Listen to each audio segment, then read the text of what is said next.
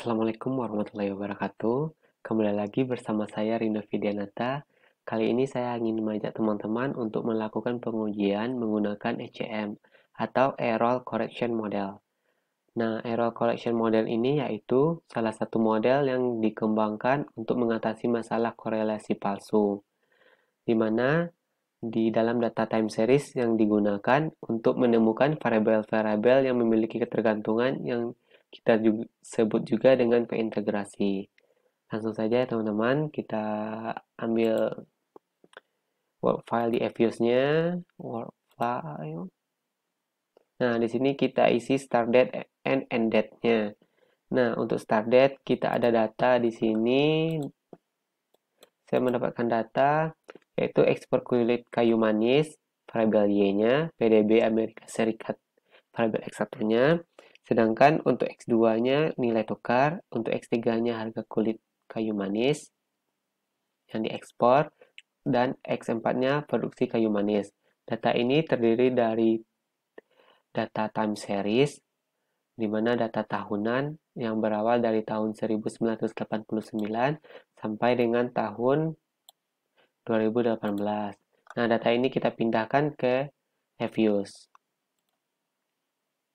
Berarti sini kita isi 1989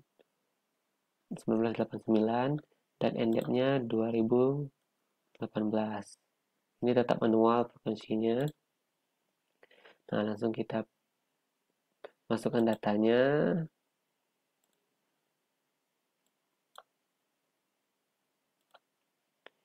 Kita copy dahulu.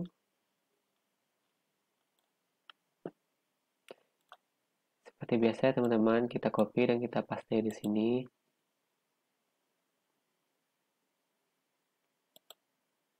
Nah, di sini untuk selanjutnya kita lakukan pengujian atau kita simpan dulu ya. Kita simpan dulu sebagai grup 1. Nah, setelah kita simpan lalu kita lakukan pengujian stasioner dulu. Apakah semua data itu stasioner di tingkat level yang sama atau berbeda. Nah, untuk pengujian ini kita harus melakukan datanya harus sama pada stasioner level yang sama. Ini gampang sekali, kita klik view, unit test. Kita tes di level pertama dulu, di stasioner level, pada tingkat level. Di sini dapat kita lihat bahwa hasil probability-nya, baik metode yang kita gunakan Levin atau IM, ADF maupun PP, itu probability-nya besar dari 0,05. Sehingga data dapat kita katakan bahwa tidak stasioner pada tingkat level. Lalu kita lakukan pengujian pada tingkat first difference. Angkanya juga sama, unit group test. Yang berbeda itu sini kita pilih first difference. Nah, hasilnya ini. Probability-nya baik metode Levin dan metode lainnya itu 0,00. Sehingga dapat dikatakan ini stasioner karena lebih kecil daripada 0,05. Selanjutnya kita lakukan uji kointegrasi. Dimana kita pilih variabelnya dulu, yang mana kita uji X1, X1, X2, X3, X4. Kita klik kanan, open sebagai equation.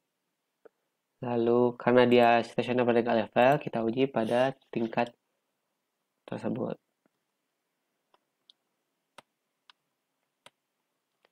D ini melambangkan bahwa dia pada tingkat first difference.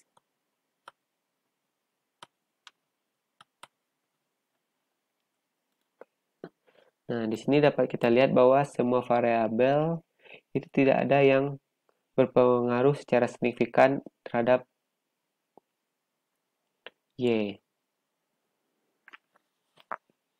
Setelah itu lalu kita lakukan pengujian untuk melakukan pengujian kointegrasi. Yang pertama kita klik view, lalu kita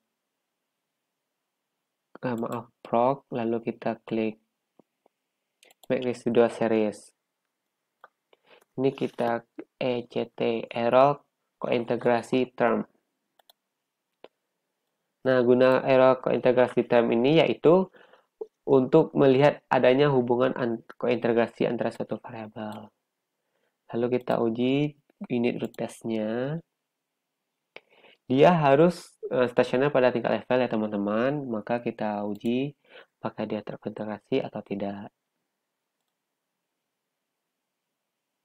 Nah, probability-nya 0,00 sehingga dapat dikatakan dia stasioner pada tingkat level dan data tersebut terkointegrasi. Selanjutnya kita lakukan pengujian kembali dengan memasukkan variabel ECT-nya. Open as equation seperti biasa. Ini seperti biasa juga.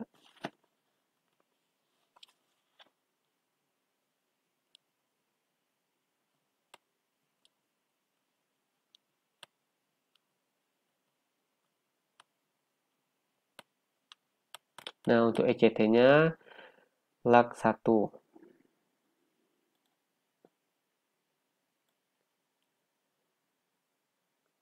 Di sini dapat kita lihat bahwa adanya hubungan jangka pendek antara variabel Y terhadap variabel X1, di mana nilai maaf ya teman-teman, saya lihat ini probability-nya kita lihat tidak ada terdapat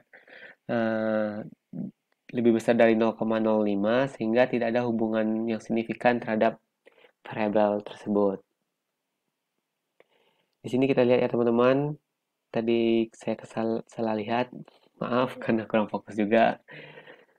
Nah, di sini selanjutnya kita lakukan pengujian itu asumsi klasik.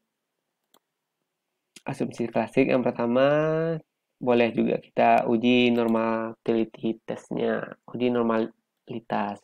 Apakah variabel ini terdistribusi secara normal atau tidak. Di sini dapat kita lihat di probability-nya, di mana lebih besar daripada 0,05, sehingga variabel dapat dikatakan terdistribusi secara normal. Selanjutnya kita lakukan pengujian stabilitas.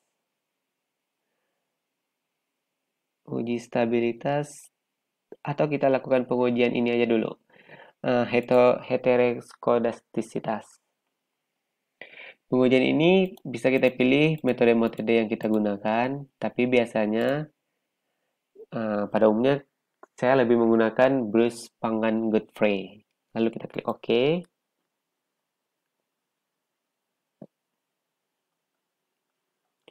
Nah, dapat kita lihat bahwa di observasi R-square-nya ini lebih besar daripada 0,05, sehingga tidak ada masalah terhadap heteroskedastisitas.